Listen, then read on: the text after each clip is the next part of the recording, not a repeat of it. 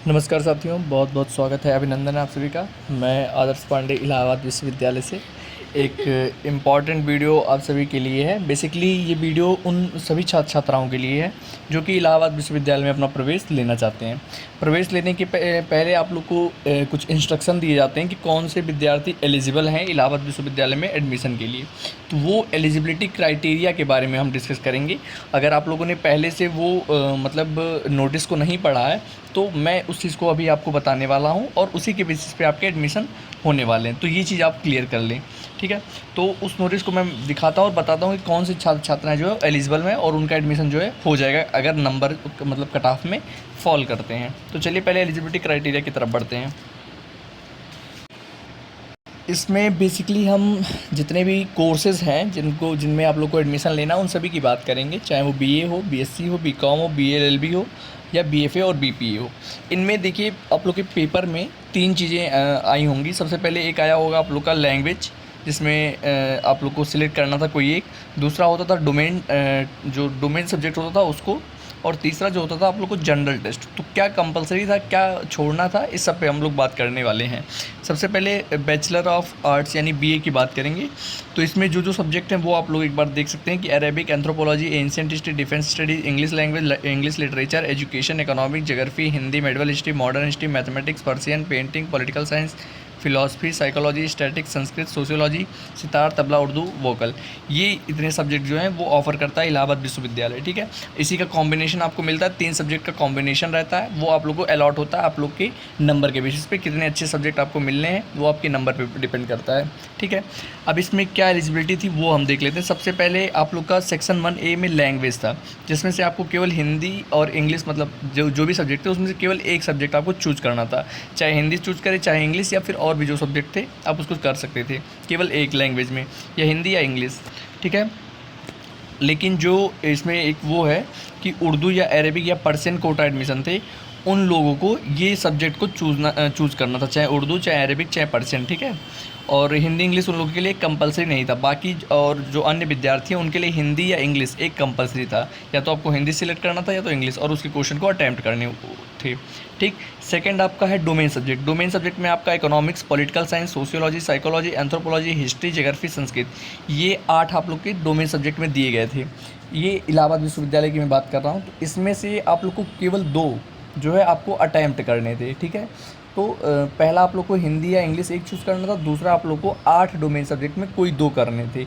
आप या polity English कर लें, या फिर पॉलिटी इकोनॉमिक्स कर लें, या पॉलिटी सोशियोलॉजी कर लें, हिस्ट्री ज्योग्राफी कर लें, कोई भी। इसमें से 8 कॉम्बिनेशन में से 2 आपको करने थे, इसी के मार्क्स जुड़ेंगे। और तीसरी जो आप लोग की थी वो जनरल टेस्ट की थी। जनरल टेस्ट सभी के लिए कंपलसरी थी, ठीक है। तो अगर इलाहाबाद विश्वविद्यालय में बीए में एडमिशन लेना है तो आपकी जो एलिजिबिलिटी है, क्राइटेरिया जो है वो एक ये समझ लीजिए। सबसे पहले आप लोग को लैंग्वेज एक चूज़ करना था, उसका क्वेश्चन अटैम्प्ट करना था। दूसरा आप लोग का डोमेन सब्जेक्ट था, उसमें 2 सब्जेक्ट को आपको अटैम्प्ट करने थे, कोई भी 2, जो भी 8 उसमें ऑप्शन दिए थे। और तीसरा आप लोग को जनरल टेस्ट देना था। अब इन्हीं 4 के बेसिस पे आपका नंबर काउंट होगा। आप कोई मतलब नहीं है कि आप सब करके आए हो, सब छोड़ के आए हो, कोई मतलब नहीं है। इन 4 के बेसिस पे आपके जनरल टेस्ट जितने क्वेश्चन अटैम्प्ट करके आए उसके नंबर, 2 डोमेन सब्जेक्ट के नंबर, और एक जो है आप लोग का लैंग्वेज का नंबर, यही 4 जो है आपको ऐड करके नंबर और आपका कंप्यूटेड स्कोर मतलब माना जाएगा। वही ऐड करके आपको कट ऑफ में देखने हैं कितने नंबर आपके आ रहे हैं कि नहीं, ठीक है।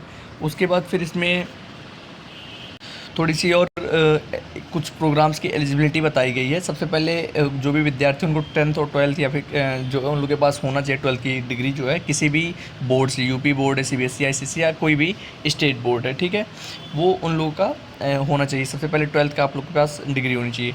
दूसरी बात है जो कि ये है कि आप किसी भी स्ट्रीम से रह सकते हैं, चाहे वो आर्ट हो, साइंस हो, या फिर और भी कोई स्ट्रीम से अगर आप चाहें तो रह सकते हैं। वो आप लोग के लिए ज़रूरी है, ठीक है, बीए कोर्स के लिए। उसके बाद तीसरा एलिजिबिलिटी इसमें है कि जो लोग अपना म्यूजिक मतलब बीपीए के लिए, जो लोग मतलब बीपीए कोर्स करना चाह रहे थे उनके लिए मतलब 12th में म्यूजिक होना कंपलसरी है। अगर 12th में आपका म्यूजिक है तो आप लोग को एडमिशन इसमें मिलेगा। दूसरी चीज़ जो कि ज्योग्राफी जिनको लेना है, अगर यहाँ यूनिवर्सिटी में आपको ज्योग्राफी में एडमिशन लेना है तो उनका 12th में जो है आप लोग का ज्योग्राफी या फिर साइंस होना चाहिए 12th लेवल पे। और तीसरा जिनको उर्दू है, जिनका मतलब उर्दू लेना चाह रहे हैं, उनका 12th में उर्दू होना चाहिए, कंपलसरी है। तो ये एलिजिबिलिटी क्राइटेरिया हो गई। इसमें से अब कमेंट में ये आएगा सर मैं लैंग्वेज टेस्ट नहीं दिया, या फिर मैं जनरल टेस्ट छोड़ दिया, या मैं डोमेन सब्जेक्ट छोड़ दिया। ये सब आप लोग की जिम्मेदारी है, पहले से ही ये नोटिस जो है आप लोग को यूनिवर्सिटी ने जारी किया हुआ था। अब सेकंड है बीएससी मैथ्स ग्रुप के लिए। तो इसमें मैथ्स ग्रुप में आप लोग के जो सब्जेक्ट्स हैं वो बता दूं मैं, physics, math, chemistry, computer science, defence studies, psychology, geology, statics और ज्योग्राफी, ये आप लोग को बीएससी मैथ्स ग्रुप में है।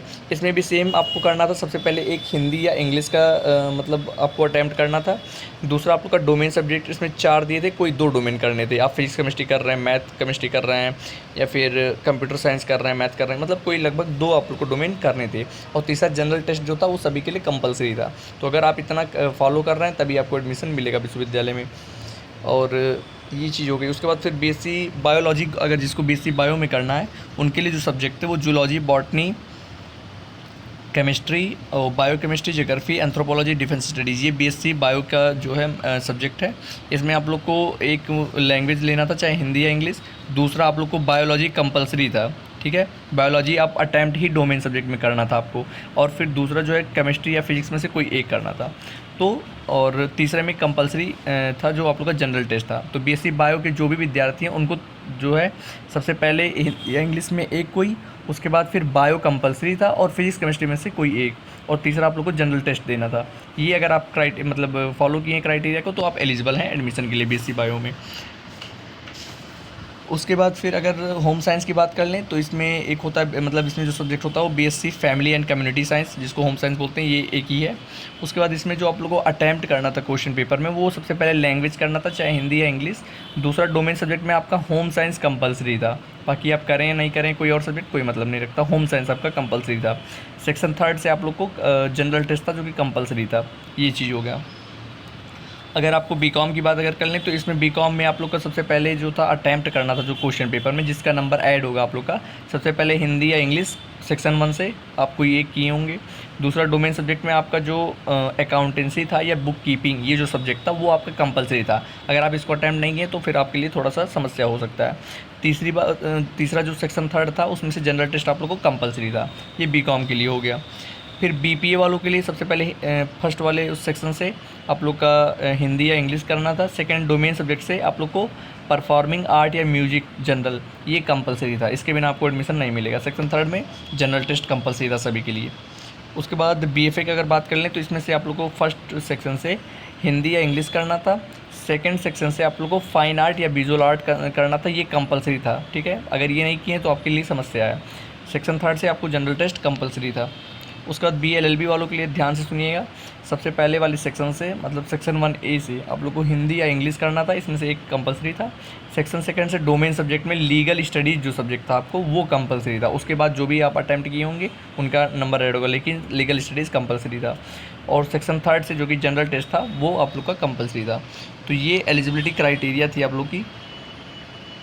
उसके बाद फिर यहाँ पे आप लोग आईपीएस का कोर्सेज जो भी हैं, आईपीएस कोर्सेज देख सकते हैं। तो बीसीए और बीसीए एमसीए 5 ईयर वाला, बीवॉक सॉफ्टवेयर डेवलपमेंट, इसका भी कंपलसरी अपना जो भी सब्जेक्ट आप देख सकते हैं और एक बार रेट कर सकते हैं, ठीक है। तो ये जो है आप लोग की एलिजिबिलिटी क्राइटेरिया था। अगर इस एलिजिबिलिटी क्राइटेरिया को आप फॉलो कर रहे हैं तो ही आपको इलाहाबाद विश्वविद्यालय में एडमिशन मिलेगा, अन्यथा की स्थिति में आपके लिए समस्या जो है उत्पन्न हो सकती है। चलिए, ये एलिजिबिलिटी क्राइटेरिया था। बाकी नेक्स्ट वीडियो प्रयास किया जाएगा कि फ़ीस स्ट्रक्चर आपको विश्वविद्यालय की जो जितने भी कोर्स हैं उनके फ़ीस स्ट्रक्चर के बारे में बताया जाए। बाकी कोई डाउट आप कमेंट कर सकते हैं, इंस्टाग्राम से जुड़ सकते हैं। चलिए, धन्यवाद। जय हिंद, वंदे मातरम।